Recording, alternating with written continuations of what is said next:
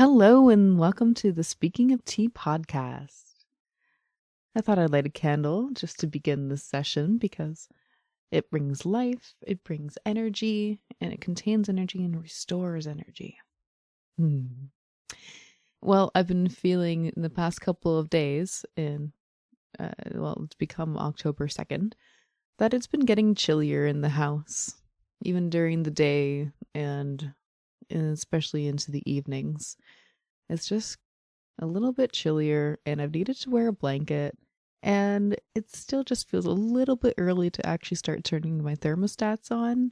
And, it's just best to save energy, in that regard, and just spare a little bit more time until I have to start paying more for hydro and stuff, because it's gonna rack up definitely in the winter time, because that's when it gets actually really cold. So more blankets and more warm sweaters and more little fires like a candle until the fateful time comes when I have no more chance to deny it. It's when the seasons change. I welcome the change of seasons, and I will integrate it slowly by just wearing warmer clothes when I'm home and taking my time like that. I've started off the other podcast with a little bit of sound and music, but this time I thought a little bit of a sound of striking a match would do. Oh, who am I kidding?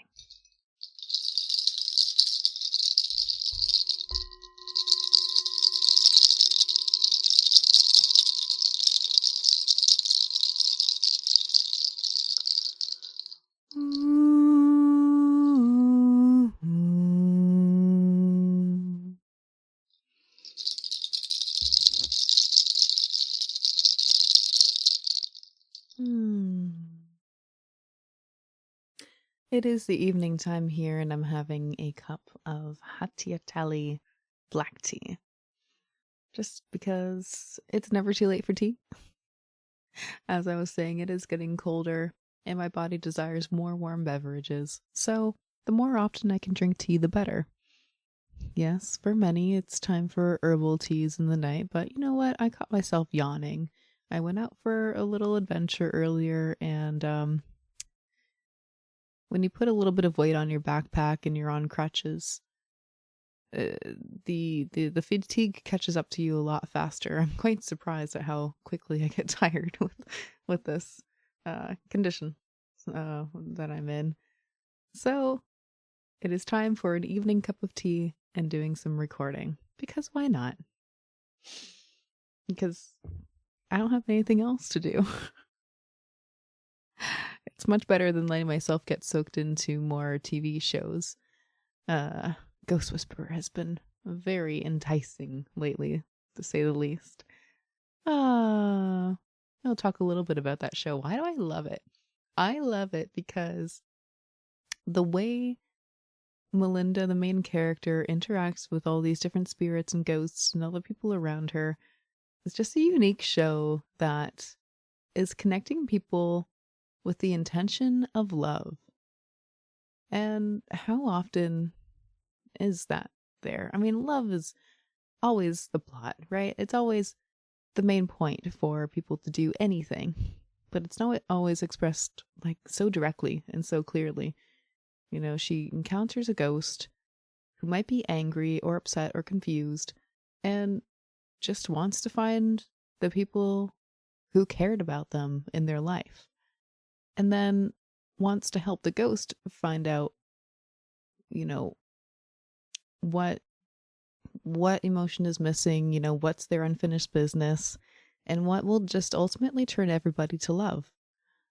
And in the end, it's, there's always the sense that people come together and find that deeper source in their hearts. And then when the ghost sees the light, it's because they're just radiating with comfort and love, and all of their needs have been met. And that's when they're ready to move on and know that the next place that they have to go is even more amazing than the life that they're holding on to. Like, isn't that just magic? Oh, I'm glad I found the show now at a time in my life when I have more ability, I think, to appreciate and understand it than maybe back when it actually came out. I was way younger. I mean, the show came out in like, I don't know, around 2004, 2005. I was barely 10. So yeah, I would have barely understood it. But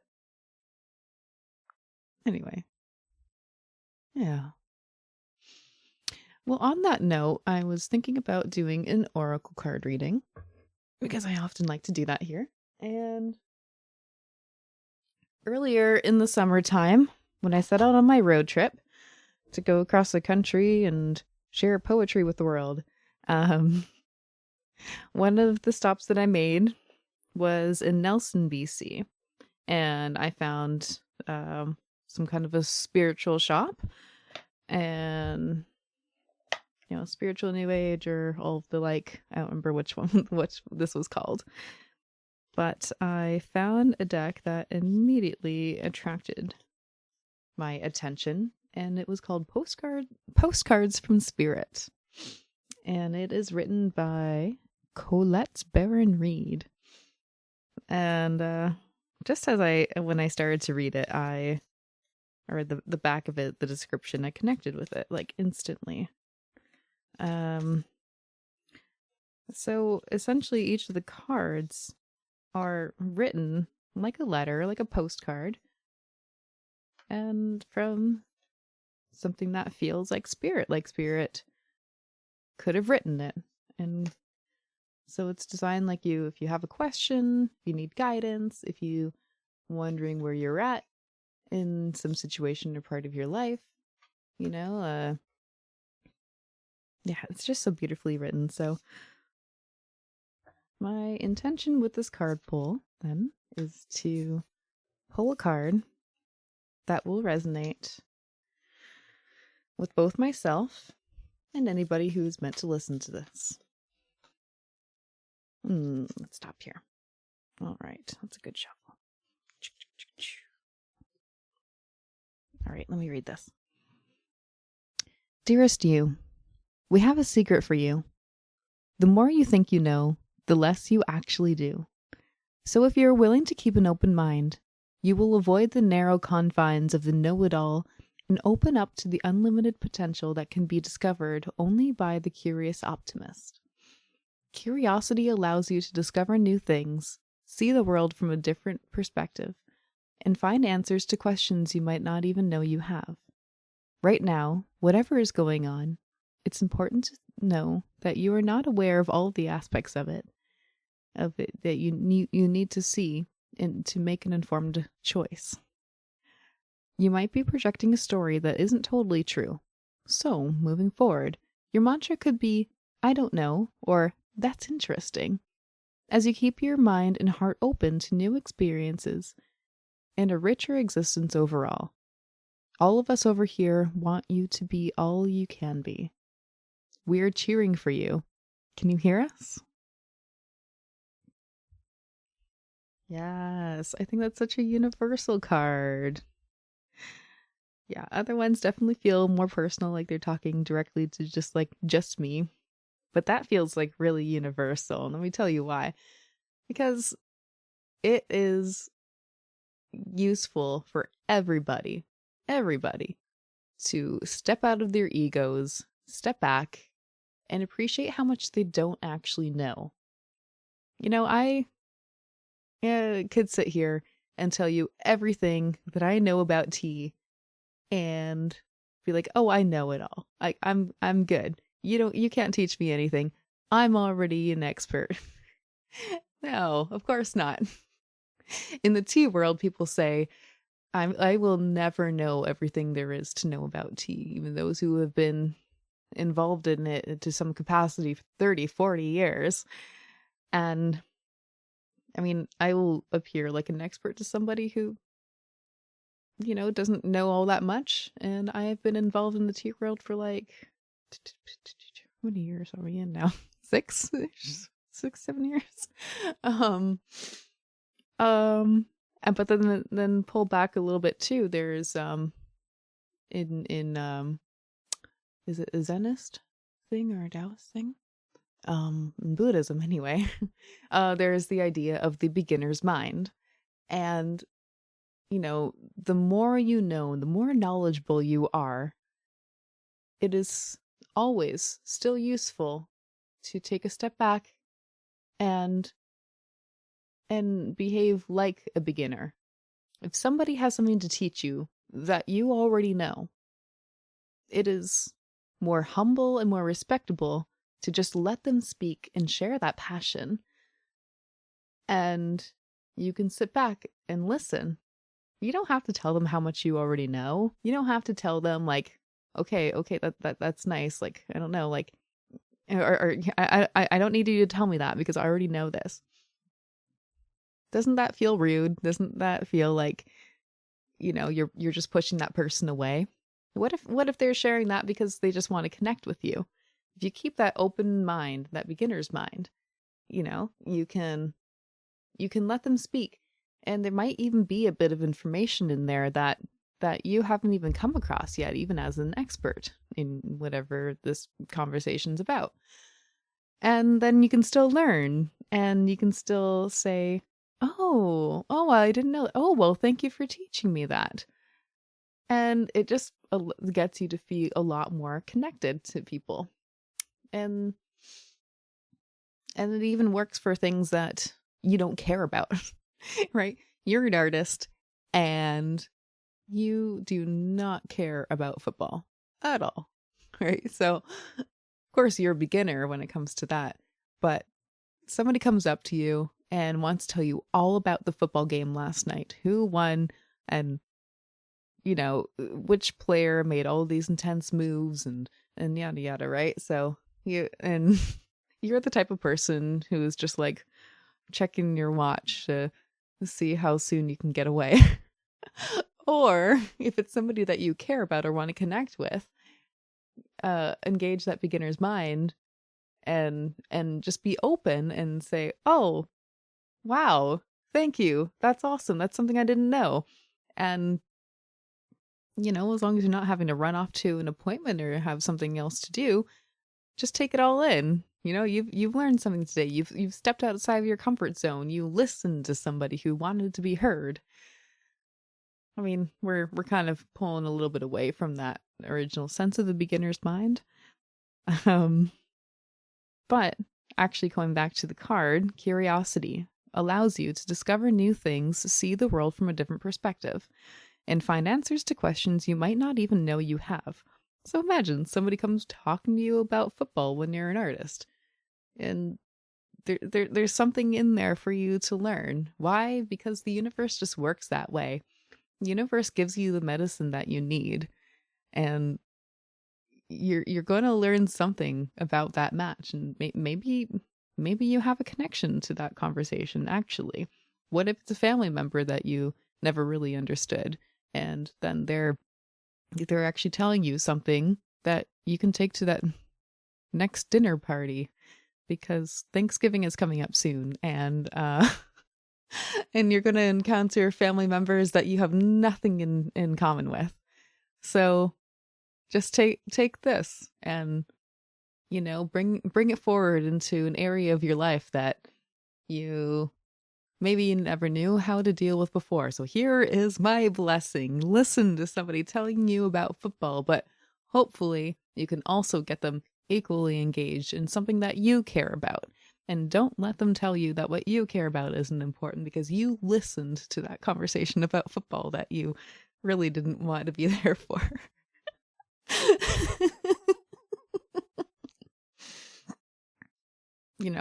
Make this go the other way. I'm just telling you this from the perspective of an artist because, there's a finite amount of resources in my brain that will take in stuff about sports. But, I was quite surprised at how engaged I was in hockey this year with the Stanley Cup, actually.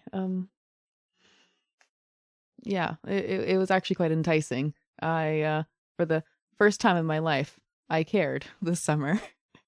It was just because I listened to the universe. I listened to a few different people who were mentioning hockey, and one person who is a client at my work and just talked to me the one day and was saying stuff about hockey, and there's um the rink is really close to us, like across the street from the building, and we're in Port Alberni, so the Bulldogs play there, and so there's always games on, and well, this guy told me, like, you know hockey touches everybody's lives in Canada in one way or another. You might not be engaged in it. It you might not even notice or care, but it is everywhere around us. And I'm like, that's cool. Thanks. I'm like, I'm just listening to you, right? So I have no engagement in the sport at all. Just personally, not my thing. But I can appreciate how people appreciate it. Um, and he said that. I'm like, okay, sure. I'll keep an open mind, like if it comes my way. And I don't know, maybe that was earlier in the year. And then this summer during the cup finals, I stayed with a friend, and he was really engaged in watching the games, and I'm like, you know what? Okay. I'm going to watch. And oh my god. Yo, Edmonton did amazing. It was the first time I decided to go ahead and watch a little bit of hockey. And it was enticing because they were scoring, how much was that one game? 7 scores or 8? Like, they were killing it. So for all those of you who I built up of that this podcast is going to be about something different. It's not going to be that much about sports, I promise. But I'm laughing at myself for being so excited because I just never have been in my life before. But I was listening to the universe, I was listening to what somebody had to say. And then, later on in the year, I was actually hooked for something that is like nationally important and or internationally, really. But and then I'm like, let's go, our Canadian team, we got this. So and that was me keeping an open mind and allowing that excitement to go through me, and I was really surprised at the result of it. You're like, okay, I accept. Universe, there's something you want to say to me, you want me to pay attention to this for once, finally. I will. And yeah, I was happily rewarded by that. Yeah, you never really know where it's going to bring you.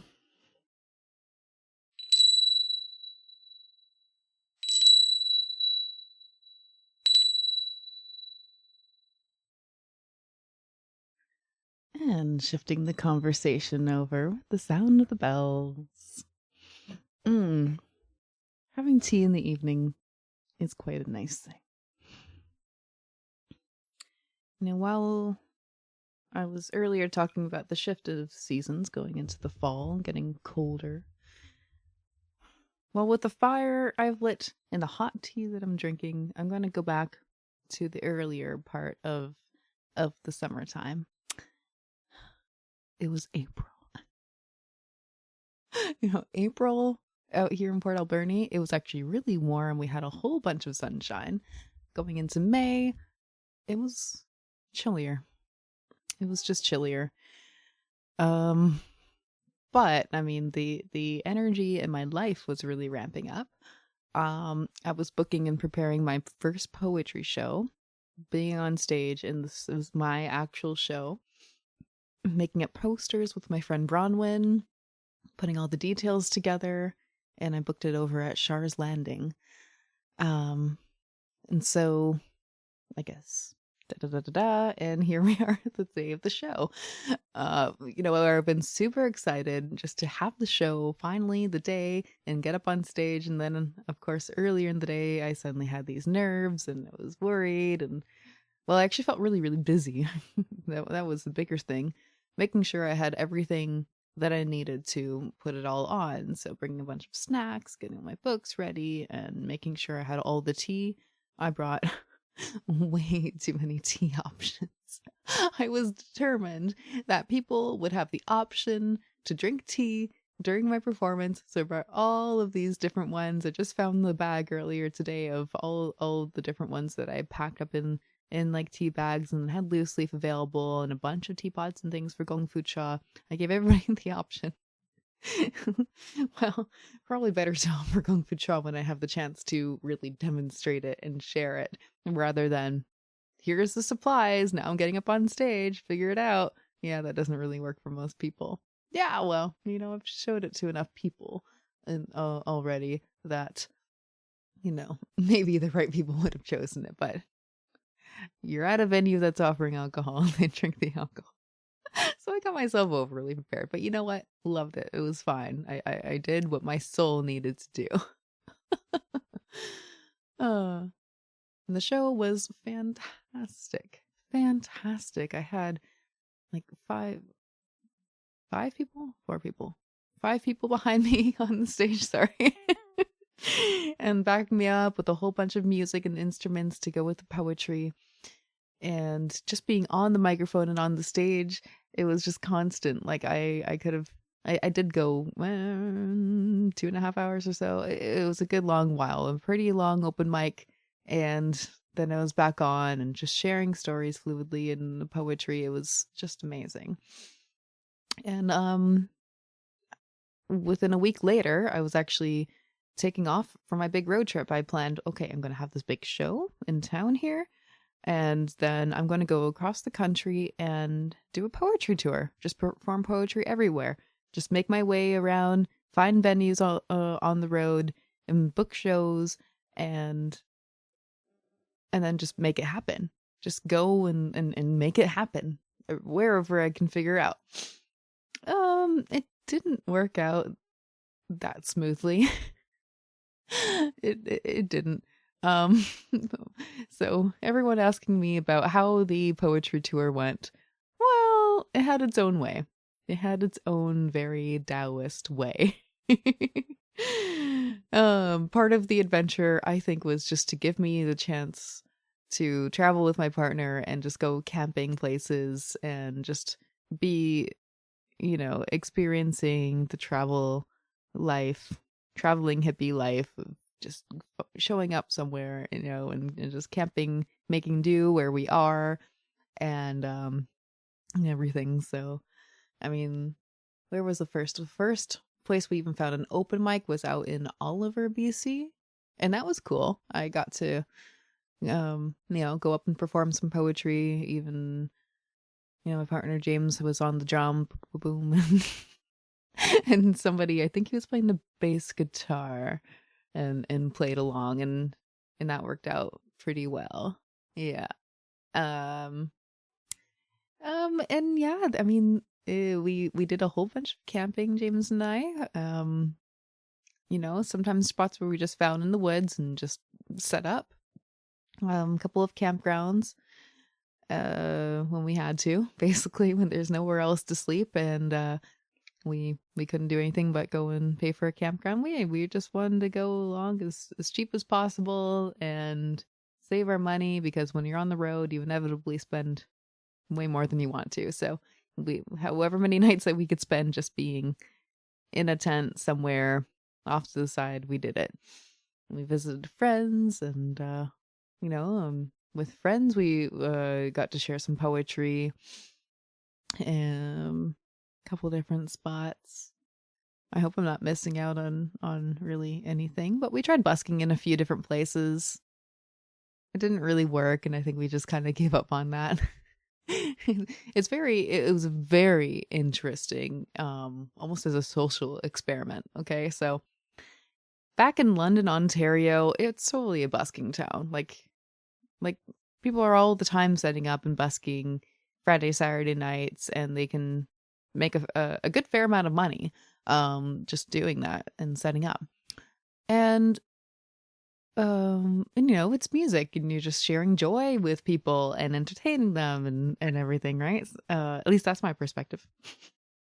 And On the other hand, you can also be just as ignored as somebody who is holding up a cardboard sign written with a Sharpie saying, I'm broke, please help, or this and that, whatever their sign is saying. To be honest, I think those people make more money in a day than buskers.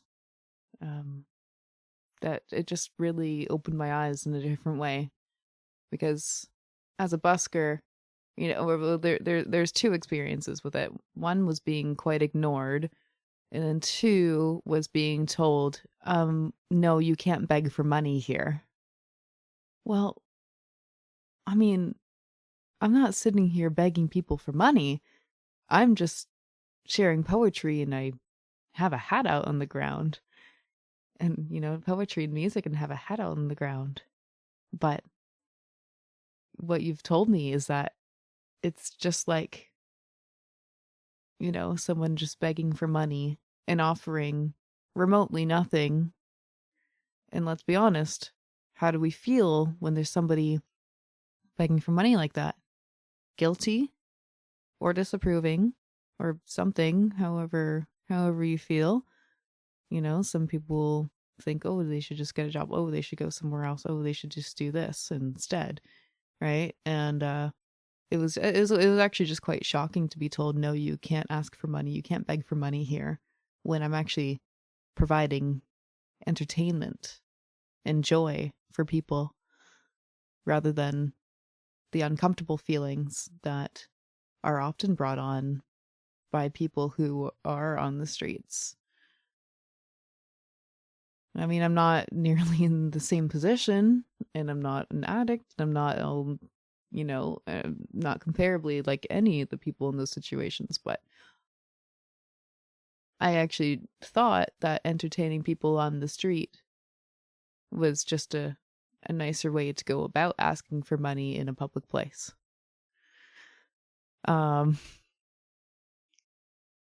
So anyway, busking was a little bit turned off by that revelation. It also made me want to do some kind of a social experiment. You see those online, some person goes and sits down, looks all ragged, and has a sign up and asking for money, and just to see how people are responding. And those can be in bigger cities too, right? And that's probably not just like any random spot, small town. Like I was sort of trying. Well, I was trying in Vancouver. I also tried in the middle of Winnipeg and was still told in a public spot that I wasn't allowed to have a hat out or anything. So we're like, okay, but here we just had fun and we just jammed, and yeah. And we basically just tried Vancouver, Oliver, Winnipeg, and London. And London was the only place that we started to have any amount of success on a Saturday night busking. Woo! Finally. London also, I got to book my second actual poetry show over at the Tea Lounge. That's where I learned it all. So it was very nice to contact my boss and say, hey, I want to do a poetry show. And she said, okay, awesome. My boss, my tea sommelier, my friend, Michelle Pierce Hamilton. Hello, I love you. Thank you for having me for a poetry show. And there, actually, so where I said at Char's Landing, I made sure to bring a whole bunch of tea so that people would have the option, and then they ended up drinking alcohol anyway because it was there. At Michelle's spot, though, I got to make that happen because for her, it made most sense for me, if I'm going to sell tickets for the show, then to make sure in some way that they're supporting the business. So I made it so that the tickets included the price of a beverage for all of the attendees. So then basically I got to make sure that people were drinking tea during my show because it was included in their ticket. So I'm sorry. I don't That's just how my brain goes. So you have to drink tea. I- I'm a weirdo. Just if you haven't figured that out already, I'm a weirdo. Um, I much appreciate the people who attended, and we had a great time. And especially that was a group of people who knew me fairly well, so I could share stories and jokes with them directly. That was pretty fun. And then there was a couple more open mics out in London. So yeah, just kind of did that in Niagara Falls. When I visited my family, we went out to the falls and I read on video my Niagara Falls poem, and that was really cool just to be back 2 years after I'd written it, and then have it in a book in my hands, published, where I'm reading out of it, and then you know like what a cool feeling, and then record it. So I count that and other little moments that I read poetry and took a video of it. I count those as part of the poetry tour experience, because of course I'm going places, I'm reading the poetry out of the book. Oh, I could have done that in so many more spots, but just wasn't thinking about it all the time. But hey, just living in the moment and the experience, that was more than enough for me. No, sometimes I thought, oh, I could be doing more, I could be better, and then I shut myself up, and it's okay. This is how it's just meant to go.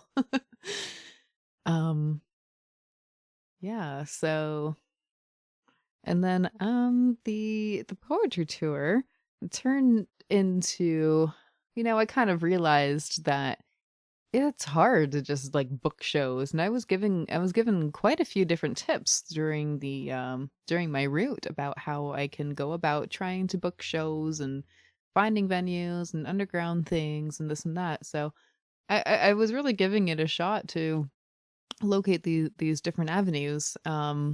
Just didn't really hear back from a couple different like sites and methods and stuff. So um so it was, I would need an agent to help me booking shows while take on all the rest of my creative work. I don't know. I'm not an expert in booking shows, that's for sure. Nowhere near. I wouldn't be for quite a while. So this is a call out to anybody who knows how to book a poet into venues. I swear I am very entertaining.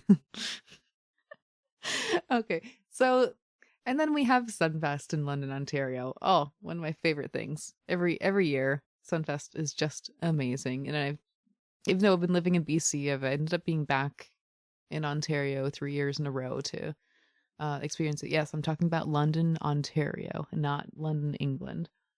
This is a common mistake. Don't mistake it. They're very different. Um, So Sunfest is awesome. It's held in the middle in Victoria Park. It's wide open. It's free. You can just walk in and out. There's just donation buckets all over the place, and um yeah, and there's like 5 stages across the park. You can hear all different sets of international music, and it being like funky and jazzy and all kinds of worldly sounds that I can't explain right now. But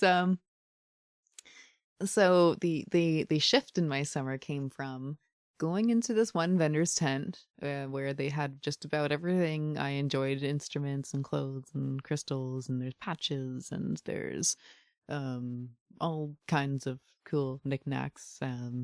Anyway, so I was looking at the patches in there, and I was having a conversation with the one guy, and it was getting pretty philosophical, so it was fun. And then I said what I'm doing this summer, and he's like, oh, like that's so sweet, give me your business card, I'll just hand them out to people. I'm like, what? Okay, like that's super awesome. And I think that was in preparation for the poetry show at the Teen Lounge. I think it was like a week or so before, so I think that's why he said he would help me out. And then um and anyway, I bought my patches and I left. I think he said something about the owner being a poet. So I'm like, okay. whatever. Cool. Sweet. He wasn't there. Blah, blah, blah. So then I go and find James and I'm like, hey, there's patches in there. You really like those? Oh, yeah, cool. Sweet. Let's go. So we go back in and then the guy says, he sees me and then he calls out, oh, hey, Derek, I don't have to tell you about the poet. She's here. And then here comes some man named Derek at that point. And he's like, hello. I'm like, hi. So you're a poet. Yeah. And so I just go and just recite the poem that I memorized most recently, which is Waves. And yeah, I'm tempted to just go ahead and read it or perform it right now because that's just part of the story. Ready? Waves are what we chip away from our memories, hurried, phenomenal, diminished, crashing upon the rocks as if they ever had a chance at survival. Every wave quickly forms and washes out at once, a terrific punch into oblivion like it never ever was. It reminds me that in consciousness nothing exists for long. For all things are God, yet it doesn't stay the same. 1 molecule of a second exists the rave. 1 century of life exists my body, but time isn't what I think in this dream, for I exist forever within these eyes. But there is no map for my life. Collapse. And then I got a cheer and a big hello. And then the conversation went on and on. So, well, Derek was recently published his own poetry book, and so shared some stuff out of that and started telling me at the project that they were doing this summer, and this was like the first official event for them. And the project is the Soul Circus. So a whole bunch of the employees that were there working were a part of this. So they're musicians or performers, artists, everything of some kind, and they were going to be going to a whole bunch of different festivals this summer and performing and doing jams and all these things. And so he's like, we want poets, we want all these really great creative people who want to like help make something happen. And that was really powerful for me to hear because I'm like, you know what, like me trying to work essentially alone as a poet, well, you just need more behind you because people don't often understand what it means to go and see a poet unless they're quite famous. Shane Quazian, I'm sorry, for example, he's huge and he can book a venue, he can book a big show and people know who he is and he's amazing, obviously, and really respected and stuff. So, but me as a poet, a name that no one's really heard of, even a 4-piece, 5-piece band can have trouble getting shows and getting people to go to those shows, unless they start to build momentum and people are sharing the music a whole bunch. So me just doing things alone was starting to get a little bit hard and weighing on me for the difficulty. So when I was told about this, hey, just come on out and join us and we'll just, we'll split the funds, we'll figure out the money, but come and join us. We'll be doing performances and be really cool for you to be there, and you help me run the shop, and we just all kind of split our responsibilities for the day, but we're all contributing. I'm like, you know what? This sounds slightly like a cult and also pretty amazing. Feels like I can escape if it's a cult. And you know what? I'm just willing to give it a go. So a couple weeks later, I'm driving out to Quebec to join them for the first event for me. And which was just awesome. So that became having a shop to run, but there's a full stage and circus tent. Okay, circus tent, not quite in the traditional manner of a great big circle and red draping things and, kind of red and yellow and tigers and stuff. We didn't have a tiger, unfortunately. There are no animals involved, but maybe that's for the better. Um, but there was like this like a big like white sort of white top tent with like two triangular fixtures pointing up. So from the outside, it has this like circusy look, and and these like custom big squares that are standing up. So it's so a stage was built of like 10 tiles or so. Um, and pianos up there, all sorts of instruments. I brought all of my instruments, drums, shakers, what um didgeridoo? No, I didn't have a didgeridoo. Bass guitar and rain stick and whatever I had with me. I brought those all up, and my microphones and stuff, all that gear. Um and yeah, we get to just run these open jams and play music together, and just another opportunity for people to be playing music behind me as I read my poetry. And that's just really cool how adaptable my poetry is to different kinds of musical styles and sounds.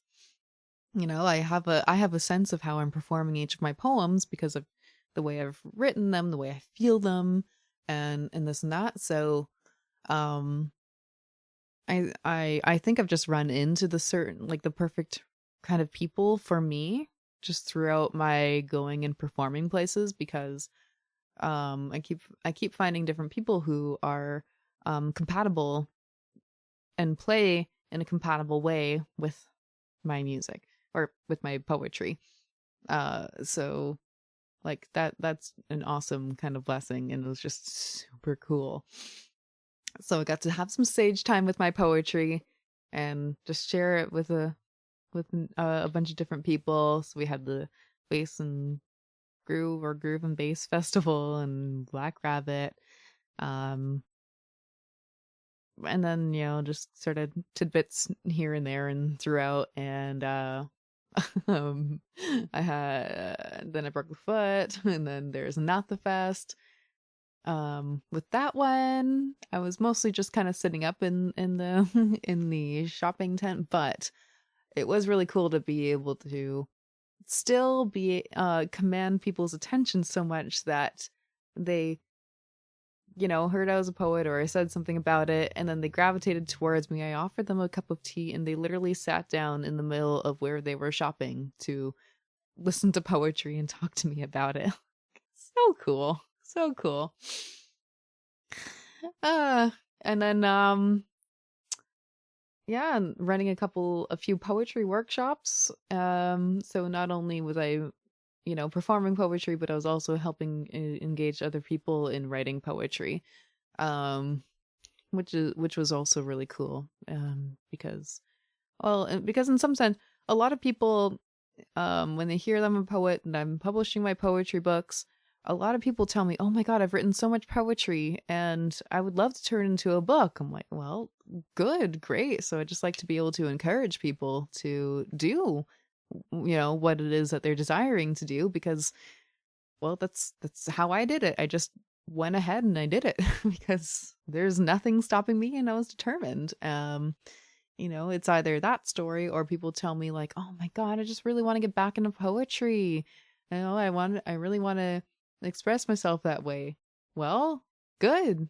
You know, do it. Or maybe they hear my poetry and then they'll go home and try to and write something. What people have shared with me is just super awesome. So to be able to lead some poetry workshops is to get a group of people to feel comfortable with each other enough to you know, engage and talk and become comfortable with themselves enough to produce something, and, you know, and have that spirit to go home with, like, man, I created, I did something.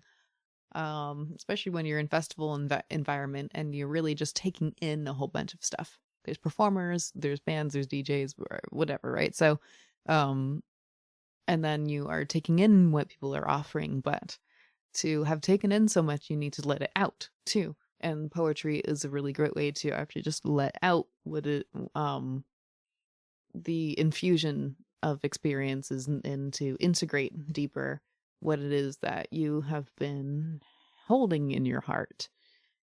Um, yeah. So that is a pretty good rough summary of what the poetry tour was this summer.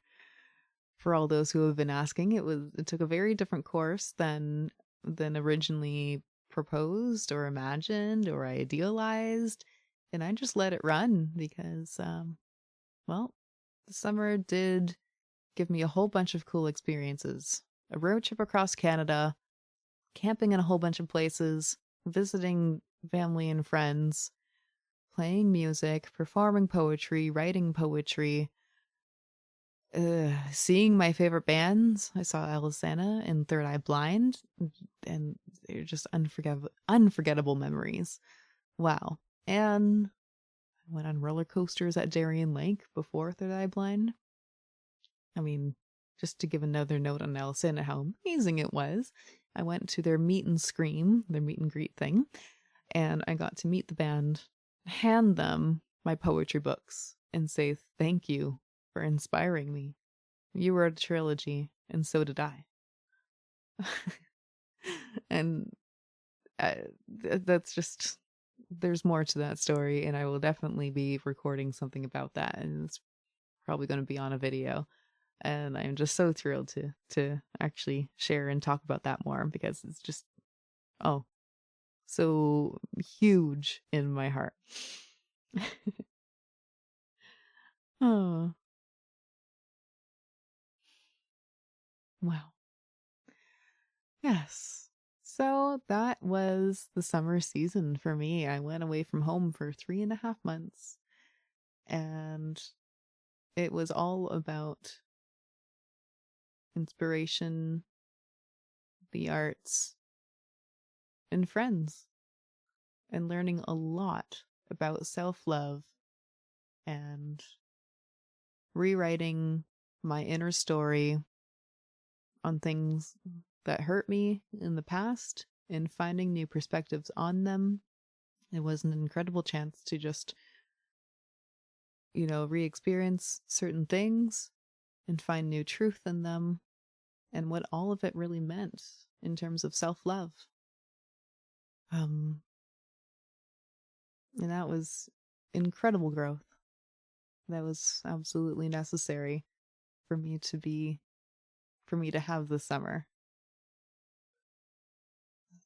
So I came back mid-September, which was going right into the fall. I went, well, I left in the end of spring. I was gone all of summer, just until the last, I guess, say week. And then now here we are in the fall, reflecting on all of those incredible experiences. And that's what the fall, I think how we best serve ourselves in the fall is to be reflecting on what it is that we've gained and feeling that slowing down and change and wearing warmer sweaters and things. And yeah, integrating. It's better than the growing despair that starts to feel when you start to watch the leaves fall and things die around you, and the farmers markets slowly have less produce because everything has been harvested. But what joy can we find in what it is that we've done, and what passions are still there to survive past it?